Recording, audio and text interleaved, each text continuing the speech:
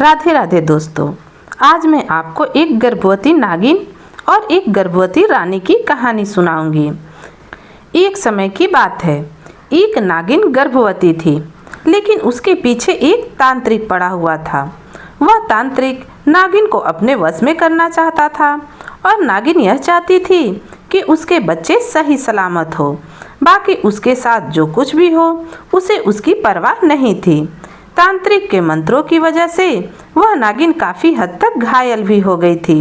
वह छिप छिपाकर एक झाड़ी के पीछे बैठी हुई थी। तभी उसे अचानक से याद आया कि इस नगर की रानी भी गर्भवती है। वह कुछ दिनों में बच्चे को जन्म देने वाली है। अगर मैं उनके पास जाती हूँ तो वह मेरा दर्द समझ सकती हैं। यही सोचकर वह नागिन तांत्रिक से बचकर रानी के महल के उनके कक्ष में पहुँच गई। उस समय रानी भोजन कर रही थी। अचानक से रानी ने देखा कि उनके कक्ष के एक कोने में नागिन अंडे दे रही है। रानी ने अपने सैनिकों को तुरंत आदेश दिया कि इस नागिन और इसके अंडे को उठाकर बाहर फेंक दो, वरना यह हमारे होने वाले बच्चे को नुकसान पहुंचा सकते हैं। जैसे ही सैनिक नागिन की तरफ बढ़े, नागिन ने इंसानों की आवाज़ में कहा, हे रानी, मैं बुरी तरीके से घायल हो गई हूँ। मेरे पीछे एक तांत्रिक पड़ा हुआ है। आप मेरे बच्चों का ख्याल रखना, यह आपको नुकसान नहीं पहुँचाएंगे। रानी कहने लगी, सैनिकों, तुम देख क्यों रहे हो? इनके अंडों को बाहर फेंक दो। और उसने नागिन की कोई बात नहीं सुनी। अब नागिन ने क्रोध में आकर रानी को श्राप देते हुए कहा, हे रानी, मैं तुम्हें श्राप देती हूँ। तुम्हारी होने वाली संतान विषैली होगी। उसे जो कोई भी छुएगा वह पूरी तरीके से जल जाएगा। जिस तरह से तुम मेरे संतानों को मुझसे अलग कर रही हो, उसी तरह तुम भी अपनी संतान से हमेशा के लिए दूर रहोगी। वह नागिन एक इच्छाधारी नागिन थी, लेकिन फिर भी रानी ने उसकी बात न सुनी और सैनिकों से कहा, तुम इसकी बातें क्या सुन रहे हो? इन सबको उठाकर महल के बाहर फेंक दो। सैनिकों ने बिल्कुल वैसा ही किया। अब कुछ ही देर में रानी को प्रसव पीड़ा होने लगी। उन्हें इतना दर्द हुआ कि तुरंत ही दाई माँ को बुलवाया गया। दाई से रानी कहने लगी, मुझे बहुत दर्द हो रहा है। अगर थोड़ी देर में मुझे बच्चा नहीं हुआ तो मैं मर जाऊंगी। दाई कहने लगी, सब्र रखो महारानी, थोड़ी देर में बच्चा हो जाएगा। अचानक से उसी समय आसमान में बिजली कड़कने लगी, तेज हवाएं चलने लगी और भूकंप भी आने लगा। तभी रानी ने एक अंडे को जन्म दिया। अंडे को जन्म देते ही रानी बेहोश होकर वहीं गिर गई। अंडे को देखकर सभी दासियां और दाई बहुत हैरान हो गई। दाई दासियों से कहने लगी, क्या उस नागिन की वजह से रानी ने एक अंडे को जन्म दिया है? और यह अंडा तो आग के समान जल रहा है। ऐसा लग रहा है जो कोई भी इसके पास जाएगा वह जल जाएगा। अब हम राजा को क्या बताएंगे कि रानी ने बेटा जन्मा है या बेटी? दासियों ने जैसे तैसे उस अंडे को एक पालने में रख दिया। अब जब रानी को होश आया तो रानी दाई से कहने लगी कि लाओ, मेरा बच्चा कहाँ है? दाई ने कहा, माफ़ करिए महारानी, आपने एक अंडे को जन्म दिया है।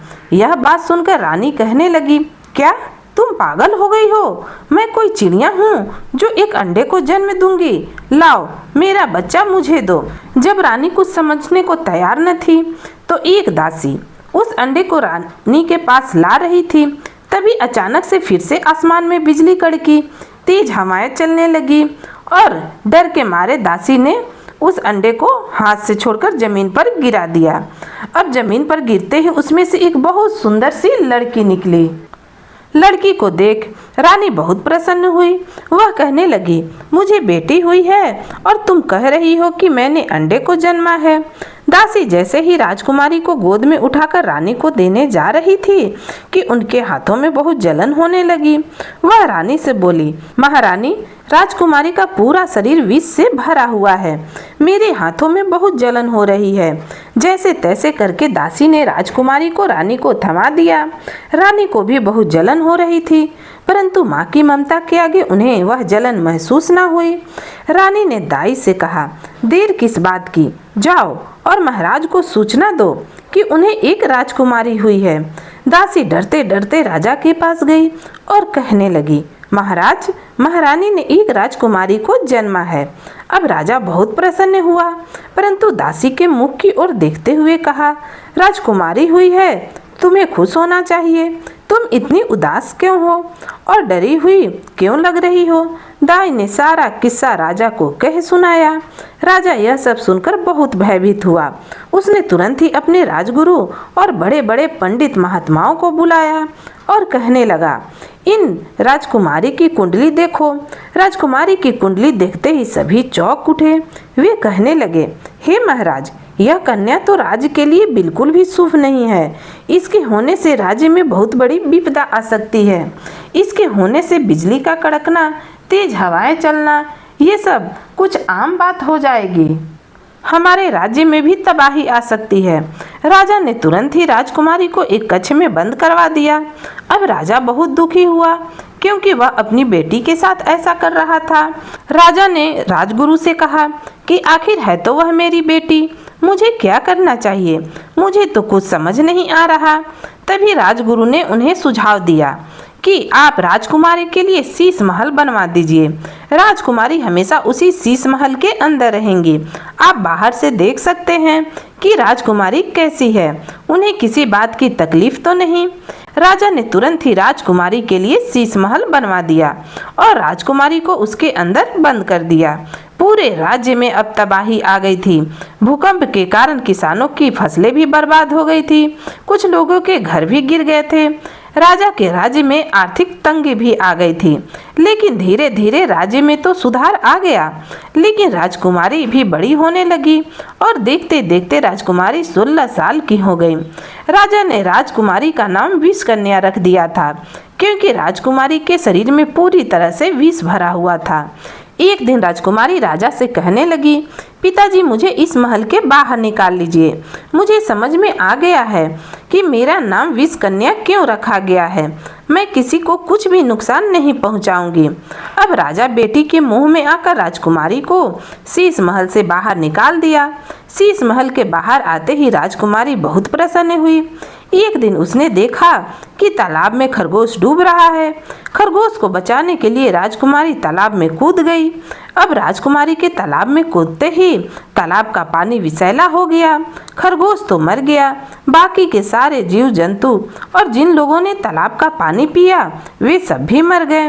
अब राजा ने विष कन्या को तुरंत ही फिर उसी शीश महल के अंदर डलवा दिया। राजकुमारी को बहुत बुरा लगा। वह तो महल के बाहर रहना चाहती थी, क्योंकि बाहर की दुनिया उन्हें बहुत अच्छी लगती थी। एक दिन जब दासी राजकुमारी के पास खाना लेकर गई, तो राजकुमारी ने अपने विष से उस दासी को मूर्छित कर दिया और वहां से भाग गई।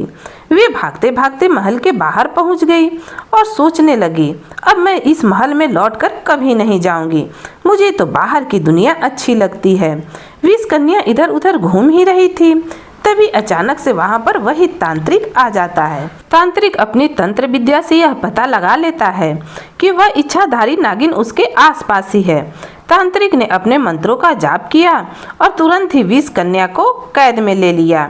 विष कन्या को कैद में करते ही तांत्रिक कहने लगा कि मुझे पता है कि तुम इसके अंदर हो, इच्छाधारी नागिन। अब राजकुमारी के शरीर में आत्मा बनकर प्रवेश कर गई हो। तुम राजकुमारी को क्यों कष्ट दे रही हो? तुम राजकुमारी को क्यों नहीं छोड़ देती? इच्छाधारी नागिन ने कहा, रानी ने मेरे साथ जो कुछ भी किया, मैं उससे उसका बदला ले रही हूँ। मैं इसे कभी नहीं छोड़ूंगी। इस पर तांत्रिक कहने लगा कि राजकुमारी को छोड़ दो। इसमें इस मासूम की क्या गलती? इसने तुम्हारा क्या बिगाड़ा है? नागिन कहने लगी, ठीक है, मैं राजकुमारी के शरीर को छोड़ दूंगी, परंतु इसके लिए रानी को मेरी परीक्षा से होकर गुजरना पड़ेगा। तांत्रिक राजा के पास गया और कहने लगा, राजकुमारी को इस विष से मुक्ति मिल सकती है, परंतु इसके लिए महारानी को उस नागिन की परीक्षा से होकर गुजरना पड़ेगा। रानी अब तुरंत तैयार हो गई।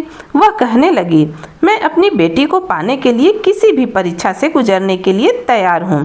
तभी अचानक से वहाँ पर इच्छाधारी नागिन आ जाती है।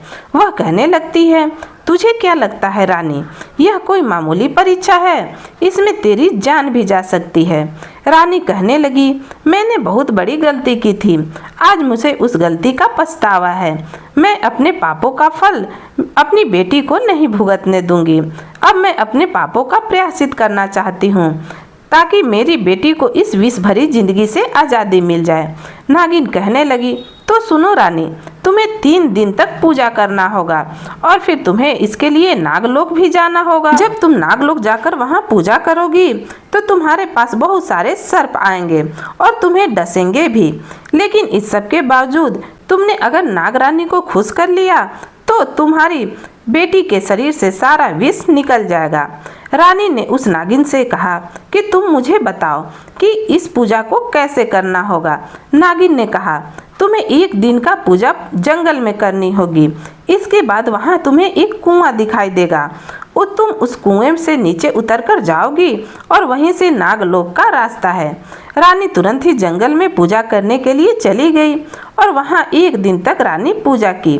अचानक से रानी को एक कुआं दिखाई दिया। कुएं में अंदर जाने से पहले राजा रानी से कहने लगा, तुम मत जाओ रानी, हम ऐसे ही रह लेंगे। रानी कहने लगी, नहीं महाराज, मुझे अपने पापों का प्रायश्चित करना है।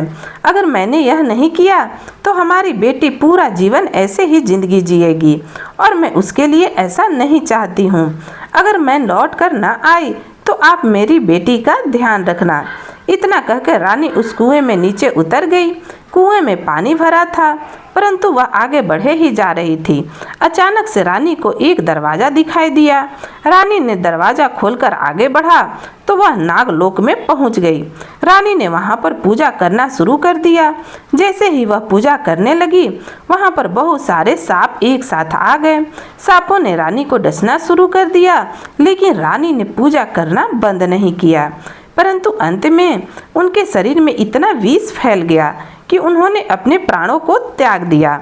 अब रानी की आत्मा बाहर निकल गई।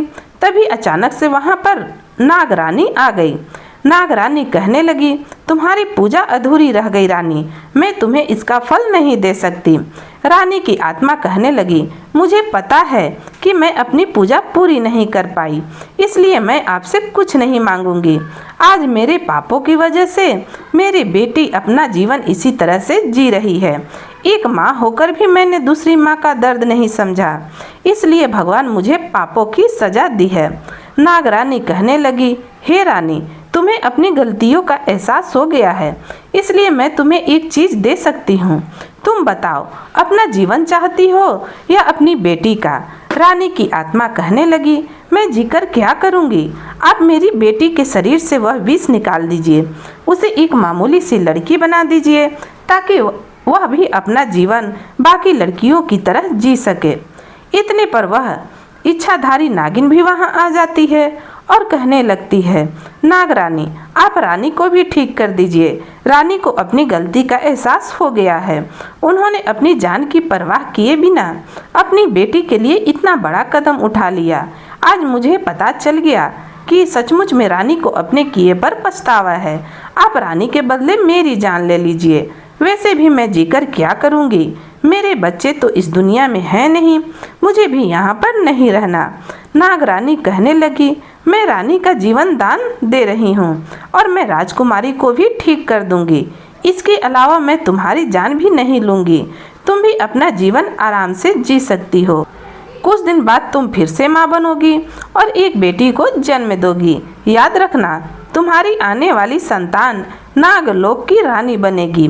आने वाले समय में वही नागरानी होगी। नागिन यह सब सुनकर बहुत खुश हुई और रानी नागिन से कहने लगी कि मैं आपका बहुत बहुत धन्यवाद करती हूँ कि आपने मेरी बेटी और मेरी जान बचाई। दोस्तों, कहानी यहीं पर ख़त्म होती है। दोस्तों, आपको यह कहानी कैसी लगी कमेंट में ज़रूर बताइएगा। और अगर आप मेरे चैनल पर नए हैं तो ऐसी नई नई कहानियाँ सुनने के लिए मेरे चैनल को सब्सक्राइब भी कर लीजिएगा ताकि आप नई नई कहानियाँ सुन सकें।